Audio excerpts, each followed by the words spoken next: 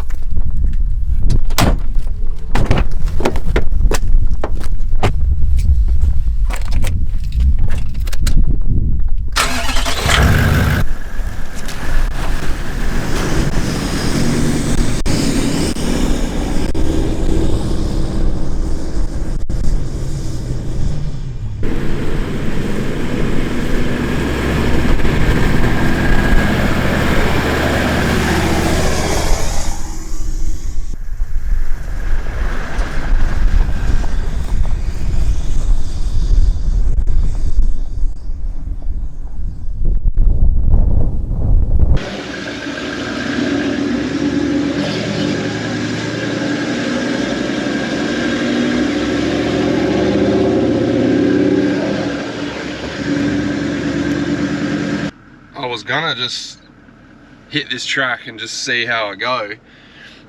It looks pretty good. I'll show you in a second, but ChatGPT says that the track is closed because they had rainfall recently, but there's no road closure signs. So everything that I can see online says that this road is closed. And I think I just have to trust that. I don't want to ruin it. I don't want to cut it up. Yeah, it's just not, if it says it's closed, it's closed. So I'm going to take this Cascade Road. It's a bit of a detour. Basically it says next service Esperance 205 kilometers, which is fine. I haven't even touched the second tank in the troopy, so it'll be 600 odd kilometers in that tank. And it says 5 ton load limit, which we're not 5 ton, but we're not far off.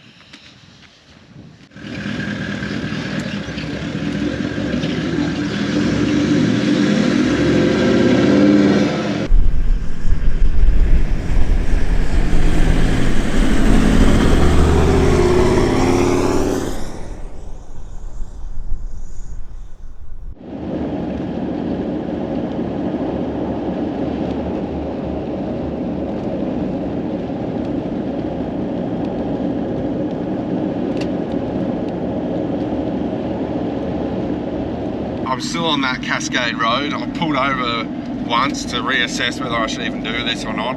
The whole plan for this trip was going to the goldfields. Now I'm kind of heading to Esperance, so anyways, I'm just committing. The whole reason I wanted to go to this particular spot, it's near Norseman, and I wanted to tell the story about how I found this spot, because there's a little bit to it. So about 10 years ago, I'd recently finished my apprenticeship. I was working as a tradesman for a domestic company in Perth, and and ever since I finished my electrical trade, I really wanted to get back into the mines. So to do this, I had to do a whole bunch of courses, get a bunch of tickets, which I had no money for.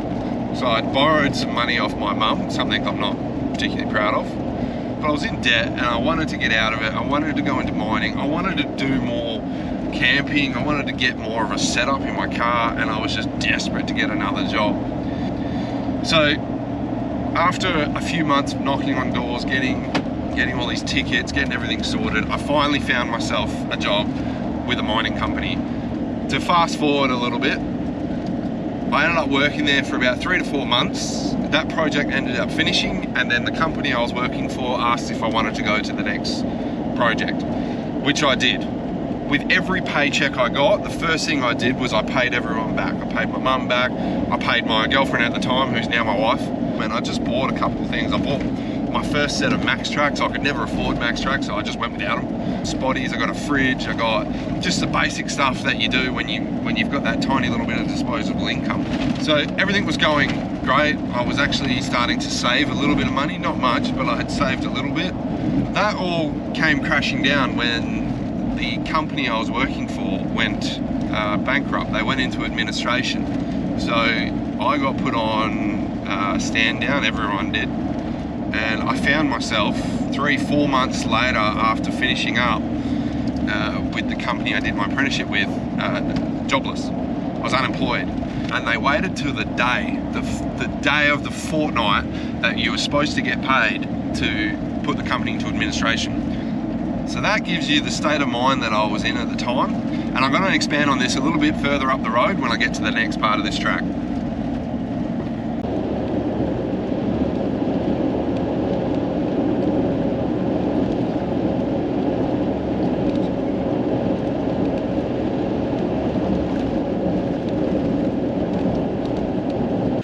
Well, that road was all good. Well, that was high-speed gravel the whole way. Thanks, ChatGPT.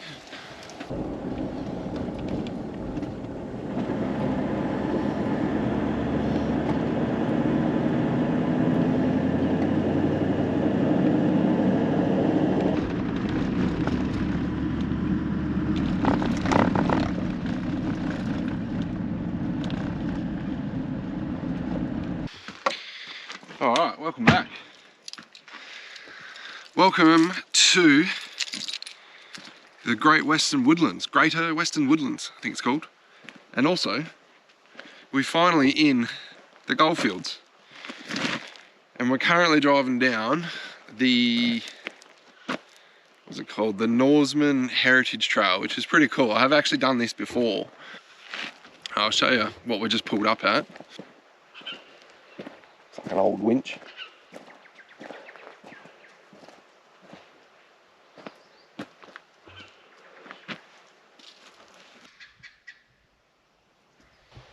Don't know if you can see anything down there.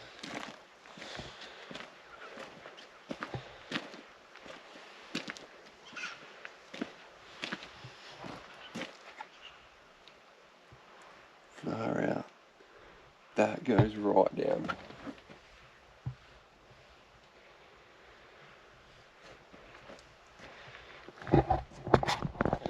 Crazy, it looks like people have cut that wire to climb down there. You'd have to be absolutely mad to do that. You couldn't pay me enough money. Anyways.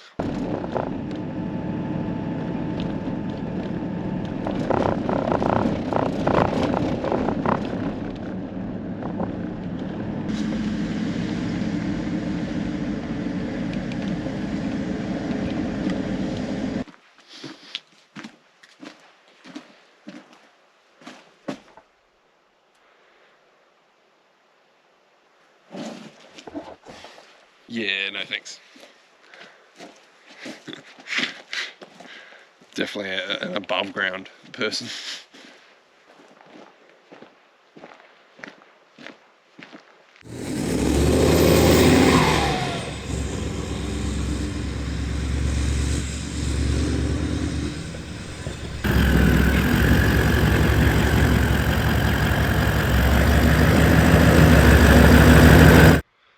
It's actually pretty cool. It says that the Great Western Woodlands is the largest remaining area of intact Mediterranean climate woodland on Earth, covering almost 16 million hectares, or about the size of England. That's insane.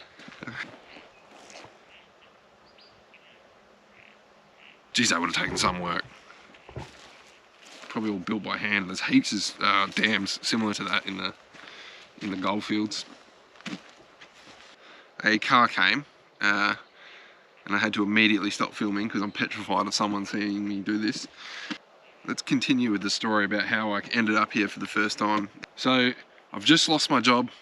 I've got no income, no money coming in, plenty of money going out, and basically my days just consisted of waking up in the morning, jumping on Indeed, Seek, company portals, anything I could find to apply for mining jobs. This went on for about 3 weeks, and there was not so much pressure, but there was a few friends and family that had said to me, "Oh, why don't you reach out to your old company and see if you can go back working for them?"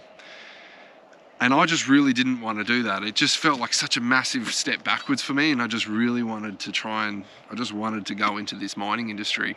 There was a project starting up, and a few of the guys I had been working with at the company that went under had gone to this new project, and they'd had interviews. And it was for the South Flank construction, the South Flank mine construction. It was the ring mains, the high voltage ring mains. I should mention as well, I did actually apply for the same job. I applied on their portal, and I applied on Seek for the same job, but I never got contacted. And to be honest, for the whole 3 weeks, I didn't get anything from anyone, not even an email back. I didn't even get a response. I got nothing, not a single reply. And I had one particular friend, mate of mine, Brownie, if you're watching this, absolute legend. He had an interview booked, and he had the email of this person, this chick that was doing the interview. And he just said, like, why don't you just email this chick and see what happens? You've got nothing to lose. And I really didn't at this stage. And, you know, I was starting to feel like the walls were closing in on me. It was 3 weeks of just sitting at home. I wasn't going anywhere. I was just trying to apply for jobs. I felt more and more desperate. I felt like I was getting nowhere. And I still didn't hear anything. And I just hadn't heard anything by this stage. And right around this time, I was always infatuated with camping, but I really got into watching YouTube and kind of living vicariously through all the people I was watching on YouTube. And it just so happened that I stumbled across Graham Cahill's Oz Solo series. He had just released some of it. This is years ago. And to me, camping by yourself, it was just such a taboo thing. Whenever we went camping at that stage, it was like we'd get a group of us, we'd either go down south to like Pemberton Yeagerup Beach, or we'd go to like Jurien Bay, Sandy Cape. That was it. Big groups, summer, beach camping. I didn't even know of anything inland. My world was so small at that time. I just didn't even think places like this. It just wasn't even in my, my thought process. After watching Graham on YouTube and seeing that some of the things he was saying really resonated with me about, how hard it was to get all his friends together. He found it so much easier just to go out by himself. He enjoyed the time out there in the bush by himself. And I was just so fascinated by it. And you wouldn't blame anyone for telling me not to do it, because I had no job, I had no income. But I said to my girlfriend at the time that I was thinking about going bush for a few days. I probably didn't know it at the time, but looking back on it, I think I was definitely struggling mentally, and I just kind of needed to do something. And so instead of her saying, no, you're not, you shouldn't be doing this, you haven't got any income or anything like that, she was just fully supportive and said, if that's what you need to do, like, you should definitely go do that. And that's what I did, and I ended up planning this crazy trip. I don't even know what made me want to, like, how I thought of doing it, but I drove from Perth to Esperance. I just thought, I've always wanted to see Esperance. Why not? Let's just drive there. I don't even know. I ended up camping in the Stokes National Park.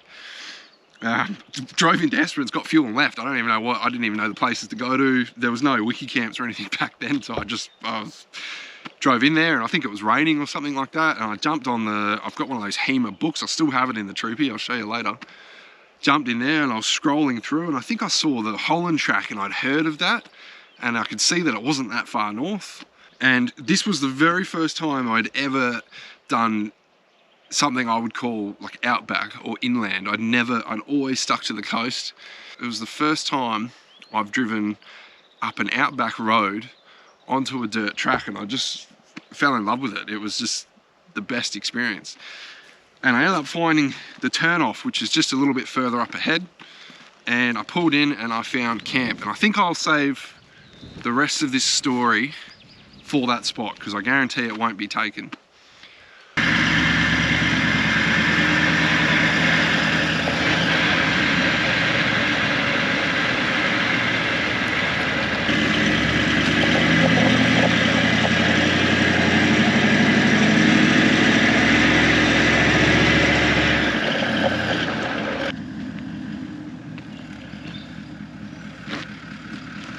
Yeah, that's the old cricket pitch.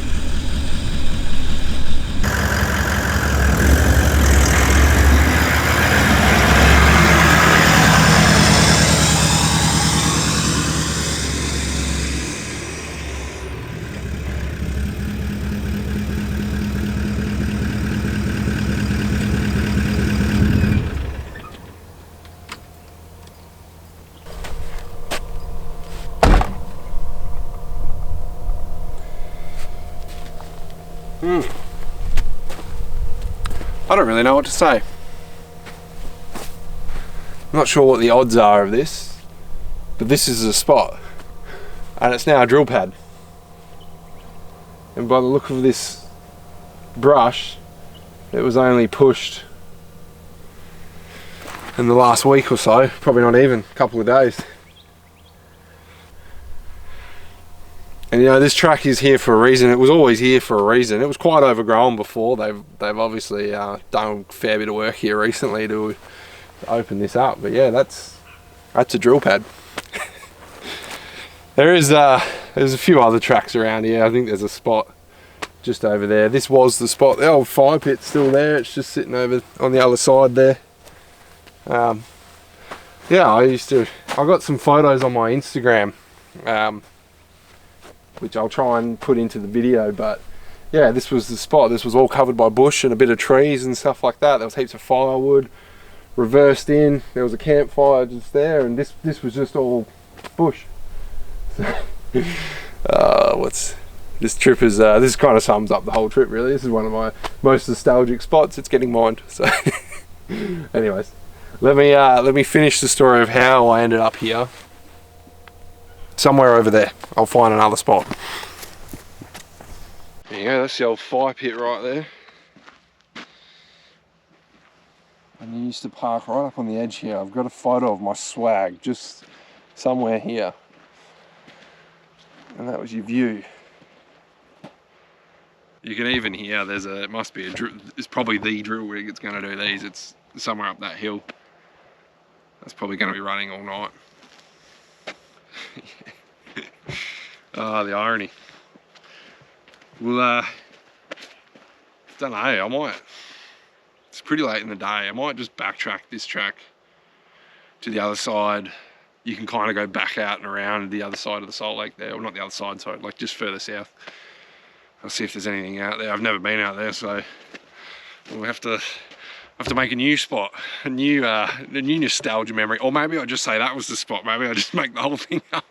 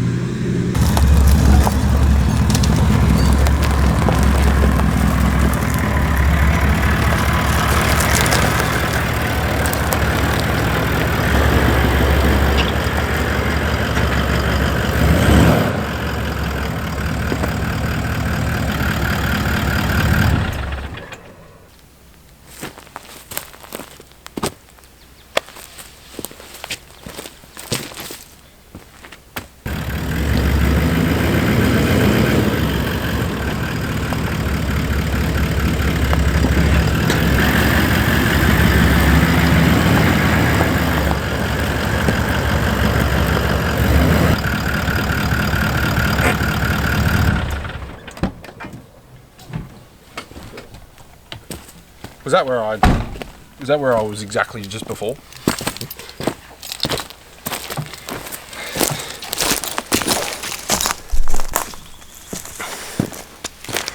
Alright, well it's not exactly flat, but this will have to do.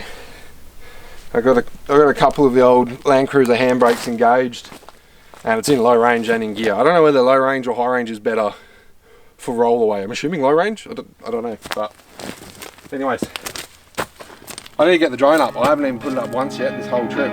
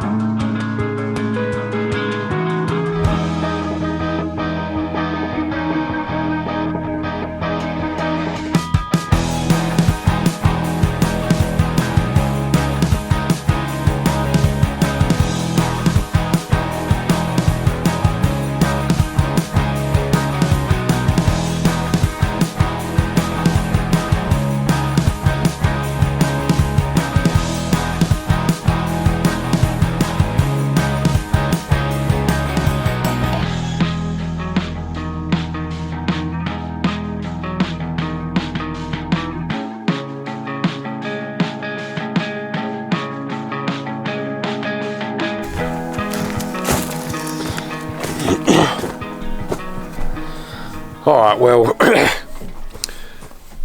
nothing's really gone to plan on this trip, but you know, I've tried to make the best of it. I want to just quickly finish off the story I was telling, and it was a bit of a shame the spot that sort of started it all for me, especially in the outback in the goldfields, and that is kind of it's pretty much gone, which is a bit of a shame. Now what happened when I got here and I drove down that track, the bit that I filmed that you probably just seen, drove down that track, reversed up to the Salt Lake, and I thought, wow, like I had no idea you could camp on Salt Lakes, or there was this much sort of beauty in the outback.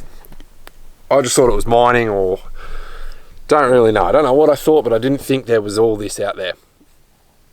And so as I got down there, I'm just admiring the scenery, and I happened to pull out my phone, and I had no reception, but I had a missed call, and it was from an unknown number, and I ended up running up the hill, had a fraction of phone signal, listened to my message bank, and it was like bang, it was pretty much this exact same time, just after 5 o'clock, and lo and behold, I had a voicemail from the same person that my friend just had his interview with, asking if I wanted to interview for the role at Southflank.